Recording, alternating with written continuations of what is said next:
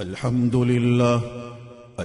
لله نحمده ونستعينه ونستغفره ونؤمن به ونتوكل عليه ونعوذ بالله من شرور أنفسنا ومن سيئات أعمالنا من يهده الله فلا مضل له ومن يضلله فلا هادي له ونشهد أن لا إله إلا الله وحده لا شريك له ونشهد أن سيدنا وسندنا ونبينا ومولانا محمدا عبده ورسوله أرسله بالحق بشيرا ونذيرا وداعيا إلى الله بإذنه وسراجا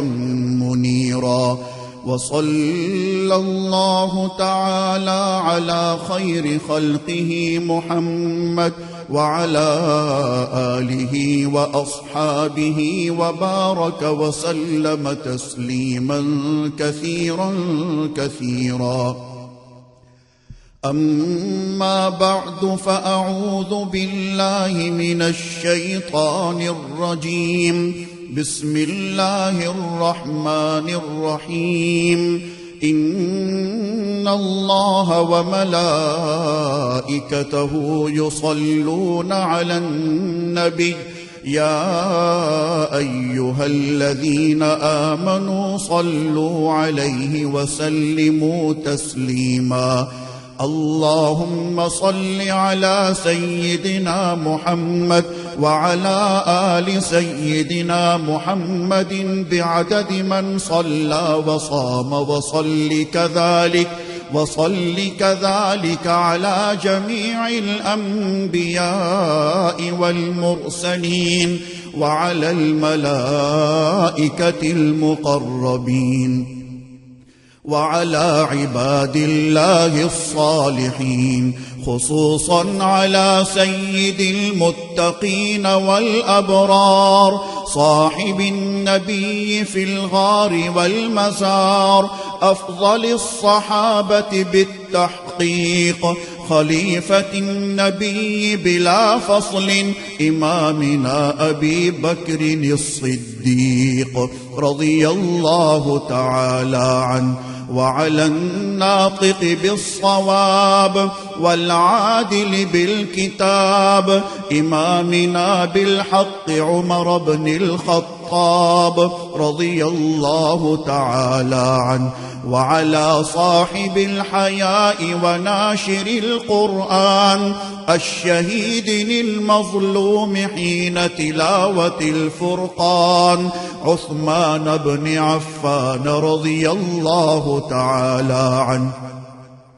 وعلى صاحب السيف والقضاء وناشر العلم والهدى أسد الله الغالب إمامنا علي بن أبي طالب رضي الله تعالى عنه، وعلى السيدين السندين السعيدين الشهيدين أبي محمد الحسن وأبي عبد الله الحسين رضي الله تعالى عنهما، وعلى سيدات الطاهرات بنات النبي المصطفى وأهل بيته المطهرة رضي الله تعالى عنهن،